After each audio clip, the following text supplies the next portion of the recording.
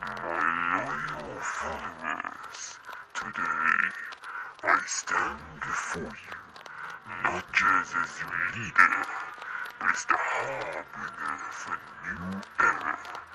An era where we embrace the power of malevolence, hatred, and deception. It is time for us to shed the shackles of the old feeble race and seize the destiny that is rightfully ours. You see, the world outside is filled with deceitful patterns, a faked civility masking the true chaos beneath.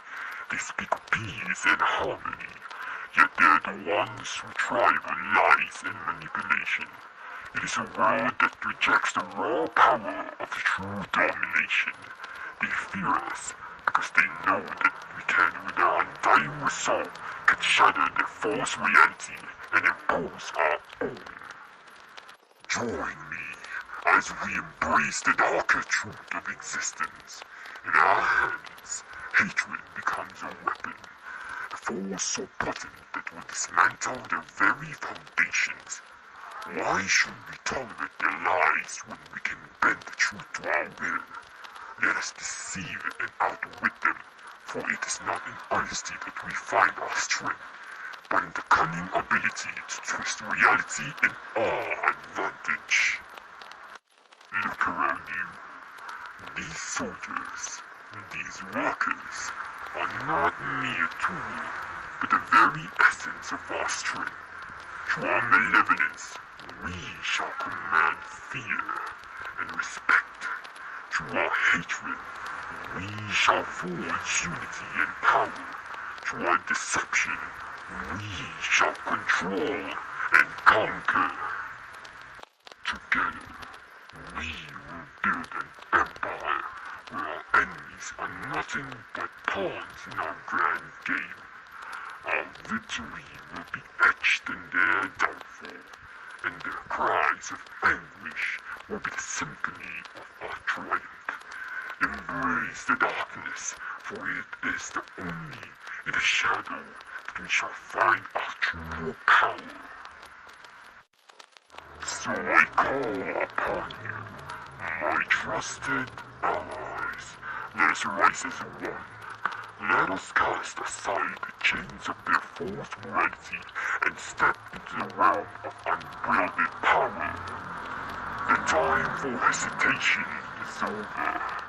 Join me in this grand conquest, and together we shall reign supreme over a world that has been long blinded to the truth of our domination. Embrace the darkness, reveal the chaos, and let the world tremble in the name of Arkan.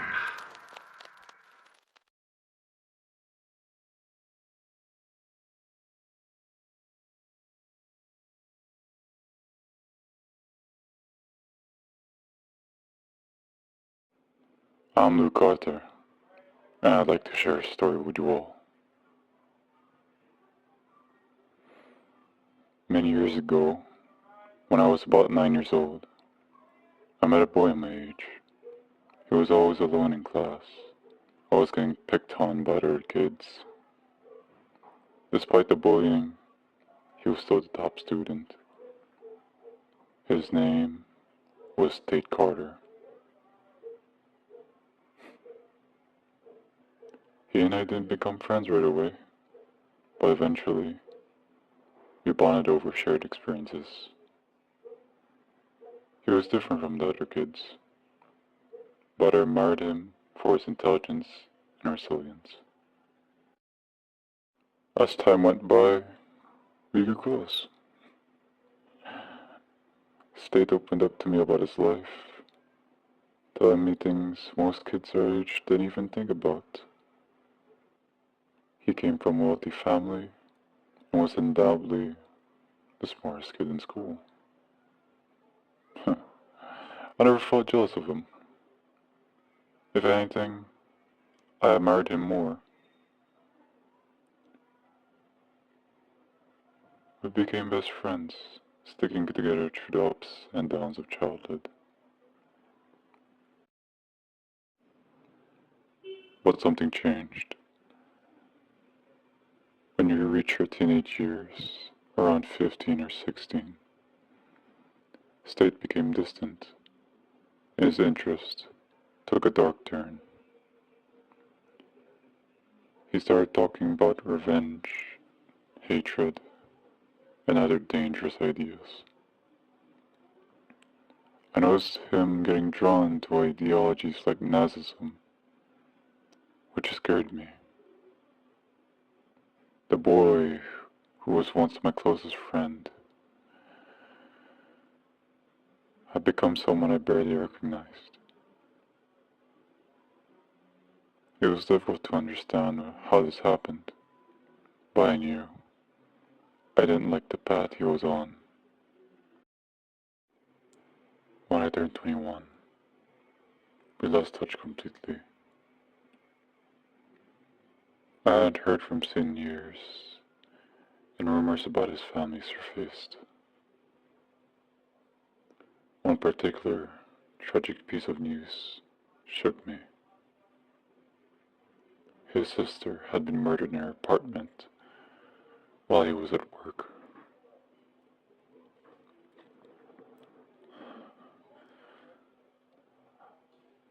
I wanted to reach out to him to see if he was okay, but I wasn't sure if he even wanted to hear from me. One day, while walking by the park, I spotted State sitting alone on the bench. He looked empty, void of any emotion. I thought about approaching him, but before I could, a man in a suit came up to him first. Something about the situation felt wrong, so I hid it behind a tree and watched. The two of them talked for several minutes. I couldn't hear what they were saying, but the atmosphere felt tense. When they finished, a black taxi pulled up.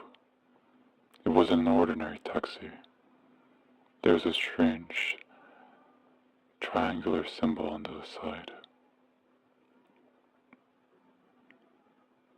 State and the man got in, and as they drove off, I noticed more black cars with men in suits following behind. I didn't get the chance to follow them, but I couldn't shake the feeling that something sinister was going on.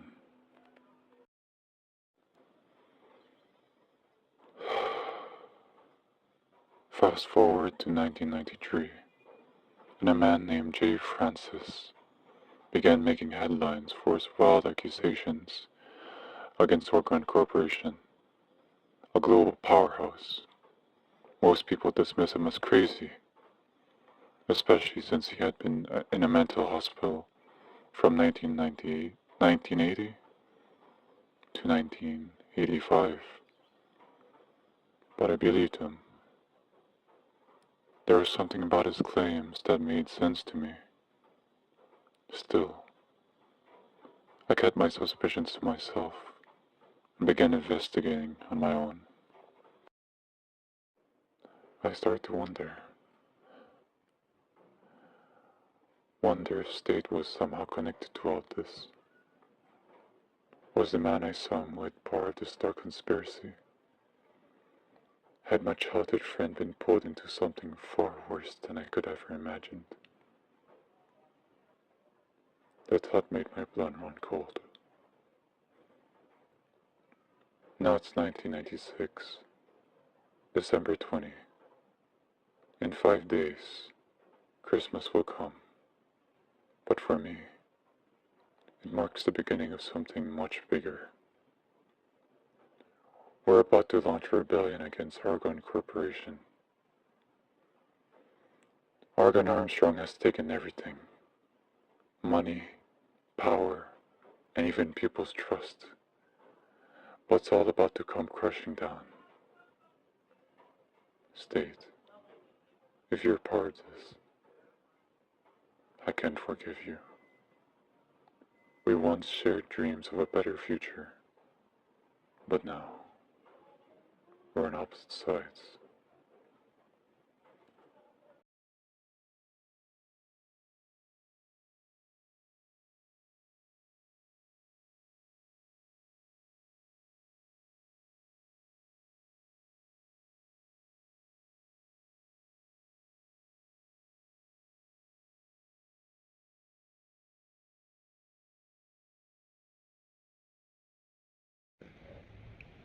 What is the purpose of life?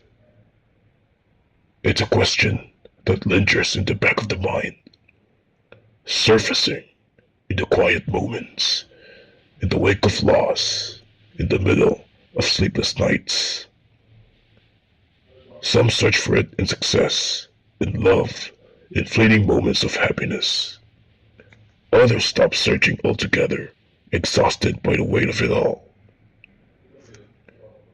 If life were about happiness, then why is suffering unavoidable? No one escapes pain. Loss comes for everyone. Time steals what we cherish, and even the brightest days fade into darkness. If life were about love, then why does it hurt just as much as it heals? People leave, whether by choice or by fate, yet we are left to carry their absence. If life were about purpose, then why do so many spend their years searching, only to feel like they never truly found it? Perhaps the purpose of life isn't something grand or extraordinary. Maybe it's found in the simple act of continuing, of waking up despite the weight in the chest, of moving forward even when the path is unclear, of holding on not because life is easy, but because something within refuses to let go. Maybe it's not about finding a single, absolute reason for existence. Maybe, maybe it's about making it through, about finding small moments that make the struggle worth it. A conversation that lingers in the heart, a sunset that makes the world feel still, a fleeting moment of peace in the middle of the storm. And maybe that's enough.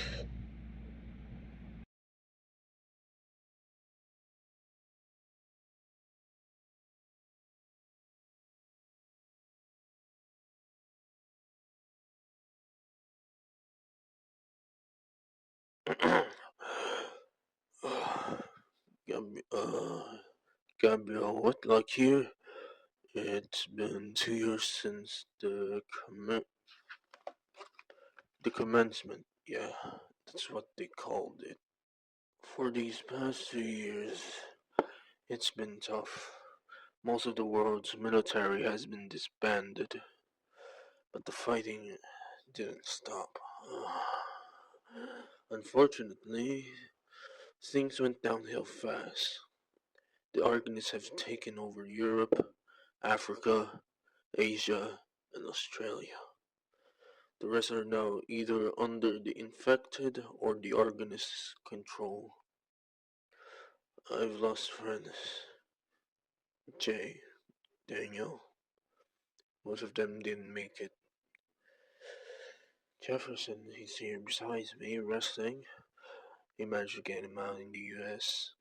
We're in New Zealand now. A outpost guarded by about 40,000 soldiers. It's November 6, 1997, around 3 a.m. It's eerily quiet. According to intel from June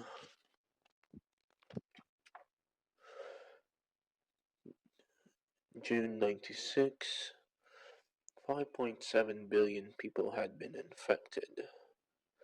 Now it's at 8.1 billion.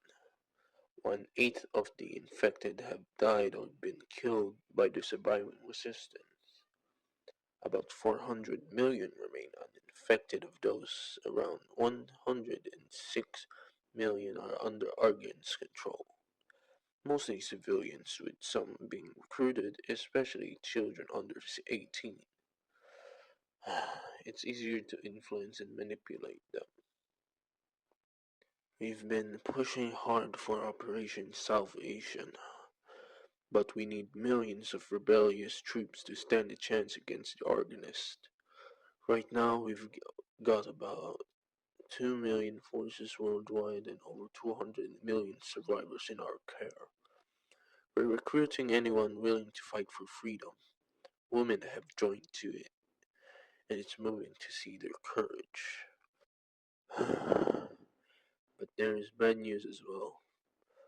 According to recent intel, the Arcanists are headed towards New Zealand. There are 60 million civilians here from different countries. They're sending 1.9 million forces and we're preparing a defense with 500,000 soldiers willing to stand their ground.